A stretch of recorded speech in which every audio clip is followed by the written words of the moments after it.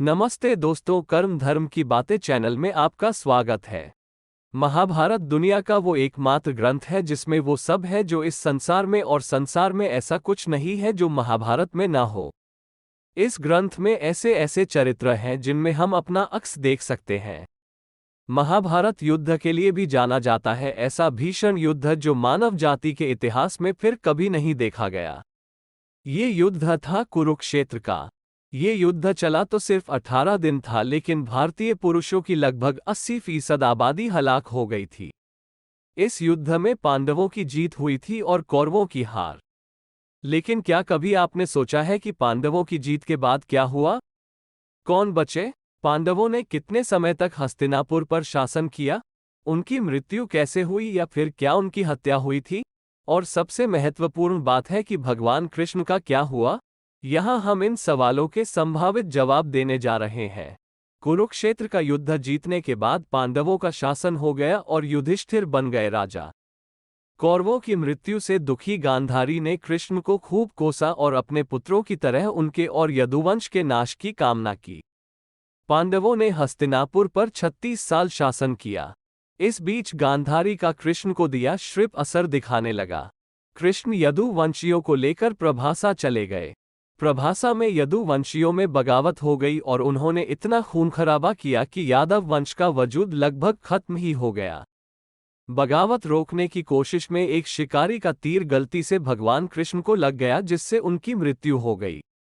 इसके बाद कृष्ण ने विष्णु के अवतार में समाहित हो गए और शरीर त्याग दिया। कृष्ण के बाद वेद व्यास ने अर्जुन से कहा कि उनके और उनके भाइयों के जीवन का उद्देश्य पूरा हो गया है।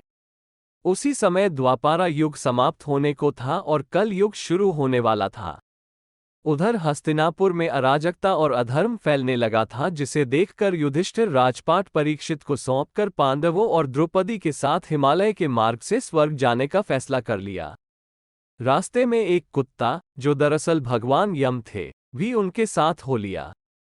रास्ते में इनकी एक के बाद एक मृत्यु होती जाती है, जिसकी शुरुआत होती है द्रौपदी से। भीम की सबसे आखिर में मृत्यु होती है। इनकी मृत्यु का संबंध उनके अभिमान, अभिलाषा से जुड़ा था। लेकिन युधिष्ठिर ही अकेले थे जिनको किसी बात का अभिमान नहीं था, और वो कुत्ते के साथ स्वर्ग के द्वार तक पहुंच जाते हैं। तो सभी जानते हैं कि महाभारत का युद्ध कुरुक्षेत्र में हुआ था। कुरुक्षेत्र हरियाणा में स्थित है। कुरुक्षेत्र में भारतीय पुरातत्व सर्वेक्षण विभाग द्वारा महाभारत काल के कई अवशेष प्राप्त हुए हैं, जिनमें बाण और भाले प्रमुख हैं। कुरुक्षेत्र की भूमि पर कई महान योद्धा वीरगति को प्राप्त हुए थे। कुरुक्षेत्र ही वो स्थान है जहां पर भगवान श्री कृष्ण ने अर्जुन का मोहभंग करने के लिए उसे गीता का ज्ञान दिया था। कुरुक्षेत्र में प्राचीन कुआं आज भी देखा जा सकता है। माना जाता है कि इसी जगह पर महाभारत युद्ध में कर्ण ने चक्रव्यूह की रचना करके अभिमन्यु को धोखे से मारा था, जिससे वह वीरगति को प्राप्त हुआ था। कहते हैं कौरवों से अपना राज्य हारने के बाद भगवान श्री कृष्ण के कहने पर अर्जुन मनाली के रनी में तप करने चले गए थे। उस स्थान को अर्जुन गुफा के नाम से जाना जाता है। इसी स्थान पर भगवान शिव ने अर्जुन को पशुपतास्त्र दिया था। मनाली भारत के हिमाचल प्रदेश का एक शहर है। मनाली कुल्लू घाटी के उत्तर में स्थित लोकप्रिय हिल स्टेशन और पर्यटन स्थल है। पौराणिक ग्रंथों में मनाली को मनु का घर कहा गया है। कहा जाता है कि जब सारा संसार प्रलय में डूब गया था तो एकमात्र मनु ही जीवित बचे थे। मनाली में आकर ही उन्होंने मनुष्य की पुनर्रचना की। इसलिए मनाली को हिंदुओं का पवित्र तीर्थस्थल भी माना जाता है। इसके अलावा मनाली में हिंदू गाथाओं से जुड़े और भी कई प्राचीन स्थल हैं। कहते हैं कि महाभारत युद्ध के पश्चात द्वारिका पर अनजान शक्तियों ने हमला किया था, जिसके चलते वह नष्ट हो गई थी और कालांतर में ये समुद्र में डूब गई थी।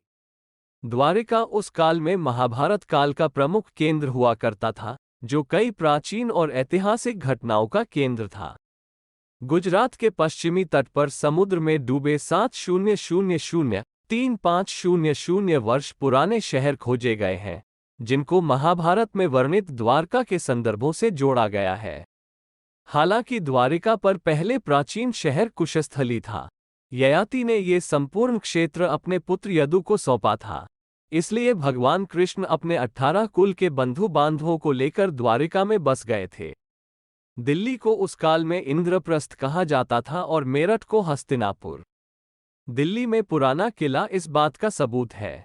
खुदाई में मिले अवशेषों के आधार पर पुरातत्वविदों का एक बड़ा वर्ग यह मानता है कि पांडवों की राजधानी इसी स्थल पर रही होगी। दिल्ली कई ऐतिहासिक घटनाओं का साक्षी रहा है। पुराना किला दिल्ली में यमुना नदी के पास स्थित है, जिसे पांडवों ने बनवाया था। बाद में इसका पुनरोद्धार होता रहा। महाभारत के अनुसार यह पांडवों की राजधानी थी। दूसरी ओर कुरु देश की राजधानी गंगा के किनारे हस्तिनापुर में स्थित थी। बिहार के राजगृह में स्थित है कंस के ससुर जरासंध का अखाड़ा।